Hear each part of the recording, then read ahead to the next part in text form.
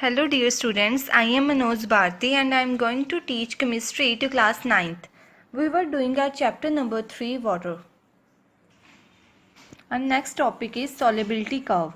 A solubility curve is a line graph that plots changes in the solubility of a solute in a solvent against changing temperature. So in the solubility curve, the temperature is taken on the x-axis and solubility is taken on the y-axis. And for certain salts, the graph is plotted. So the solubility curve depicts the variation of solubility of a solid with changing temperature. Here the temperature is taken in degrees Celsius.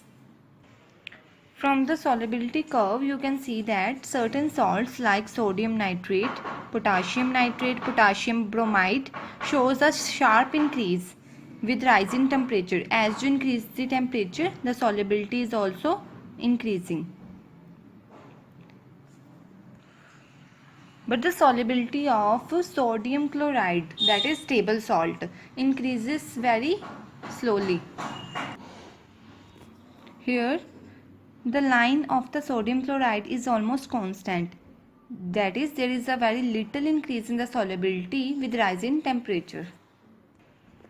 And the solubility of calcium sulfate, which is hydrated, first increases with rise in temperature and after the attainment of certain temperature it starts decreasing. Next one is anomalous solubility. The word anomalous means different, means unusual from the rest of the members. The Glauber salt, which is decahydrated, means having 10 molecules of water, shows anomalous solubility. Its solubility first increases with rise in temperature but then decreases. The solubility of Glauber salt, that is sodium sulfate decahydrate, first increases and after the attainment of a fixed temperature it starts decreasing. So this shows anomalous type of solubility that first increases and then decreases. Otherwise you can see that from the solubility curve almost the solubility for the salts increases with rising temperature. Also in endothermic processes the solubility increases with temperature, but for exothermic processes the solubility increases on lowering the temperature. The solubility curves can be used to determine the solubility of a substance at a particular temperature. From the solubility curve you can determine what is the solubility of a certain substance at a particular temperature from the graph. Second point is the effect of cooling of hot solution of different substances can be found from the curves. Also the effect of cooling can be observed from the graph. See, if you cool, here the temperature is more and here the temperature is less. If you cool down this substance, that is Glauber salt,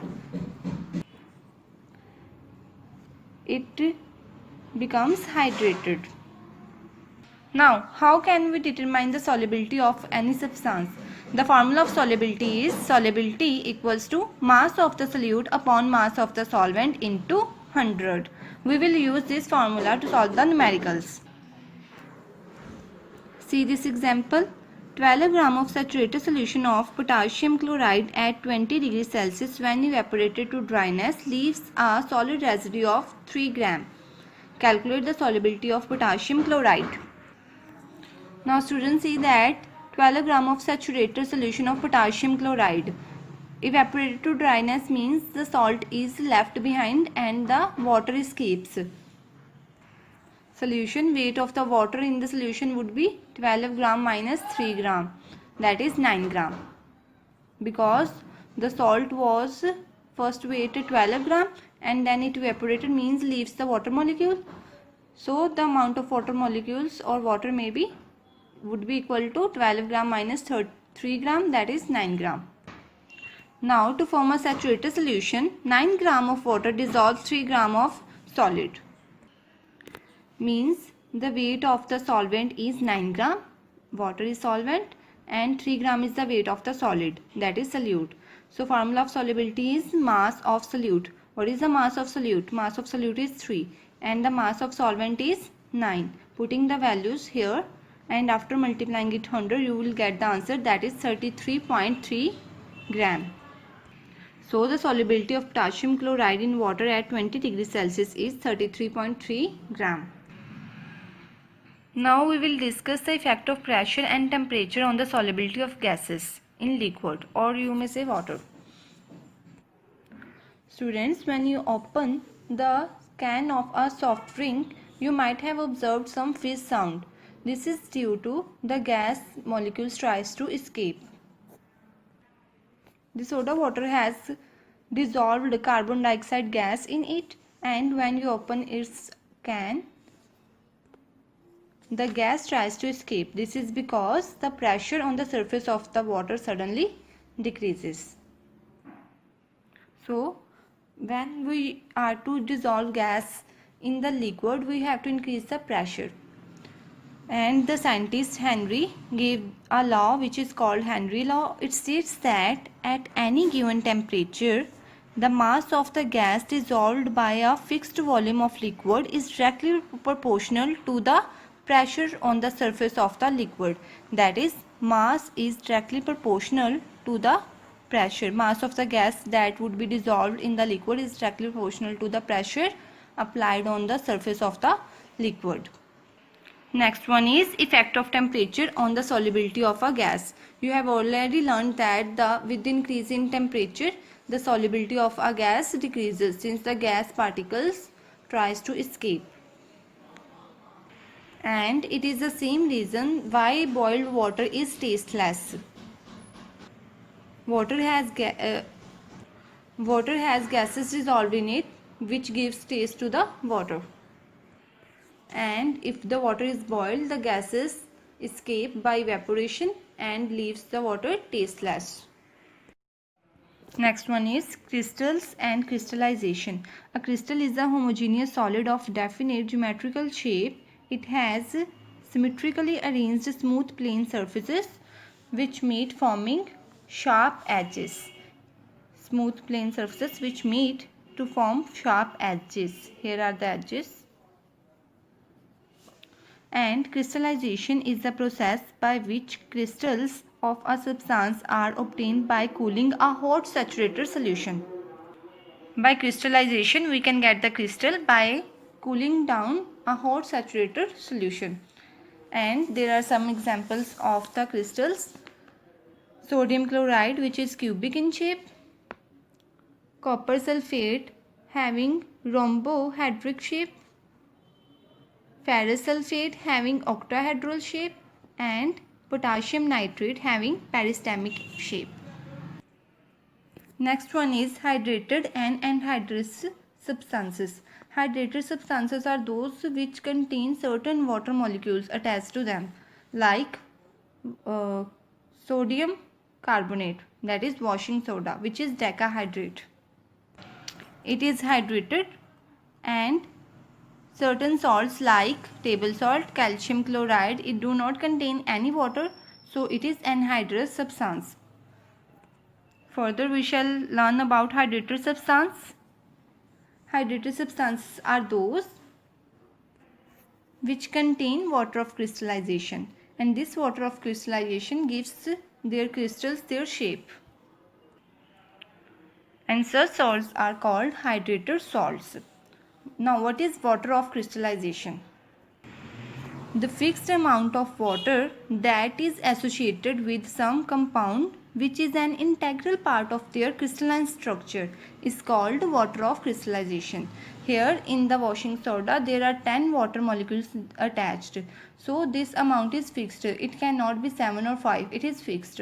And this fixed amount of water molecules associated with that salt is called the water of crystallization. The hydrated salts are in crystals form, and when we heat those crystals, the water escapes and we are left with only powdered form of the salt. See, copper sulfate having 5 water molecules is called blue vitriol because of its blue color, and when we heat it, it leaves the water of crystallization and become anhydrous white powder. In this table you can see the common name, chemical name, formula and color of certain salts like washing soda, which is sodium carbonate decahydrate, Na2CO3, 10 water molecules. It is white in color. Similarly, you can remember the formulas and the chemical names of common salts like Epsom salt, which is magnesium sulfate heptahydrate. See, the plaster of Paris and gypsum has the same formula, that is calcium sulfate, but they differ in the sense of water of crystallization. The plaster of Paris has half water of crystallization, but gypsum has 2 water of crystallization. Now, next topic is anhydrous substances. Certain substances which lack their water of crystallization are anhydrous substances. For example, table salt is an anhydrous sodium chloride because they do not contain water of crystallization. Anhydrous salts can be obtained from hydrated salts just by heating the hydrated salts and by various methods. Also, the crystalline shape of a substance is not necessarily the result of the presence of water of crystallization, as you had read in the previous page. The substances like sodium chloride is not hydrated, but it forms some crystals. In case of hydrated salts, the crystalline shape is due to the presence of water of crystallization, but it is not the same for every substance. Now next one is efflorescence. Efflorescence is the phenomena where a compound loses its water of crystallization on exposure to dry air is called efflorescence. For example, washing soda, it has 10 water molecules, and when it is exposed to dry air, it loses its water, 9 molecules of water, and here it is monohydrated. It shows the property of efflorescence. Some more examples of the salts showing efflorescence is Glauber salt and Epsom salt. And one more thing, higher the temperature of the air, higher would be the efflorescence. This is because air absorbs water with rising temperature. Next one is deliquescence. Certain water-soluble substances, when exposed to the atmosphere at ordinary temperatures, absorb moisture from the atmospheric air, becomes moist, lose their crystalline form, and ultimately dissolves in the absorbed water, forming a saturated solution. So, deliquescence is the phenomena by which a substance absorbs so much moisture that it forms a saturated solution. And the substances that show this phenomena are called deliquescent substances, and this phenomena is called as deliquescency. And this happens when the atmospheric pressure is more than the pressure inside the crystal. The same phenomena is shown by the table salt, that is sodium chloride. It turns moist and ultimately forms a solution on exposure to air. This is because sodium chloride contains impurities like magnesium chloride and calcium chloride, and these impurities are deliquescent substances, and hence the table salt forms saturated solution and acts as a deliquescent substances. Although sodium chloride is not deliquescent, but due to the impurities in the table salts, it acts as a deliquescent substance. Next is hygroscopy.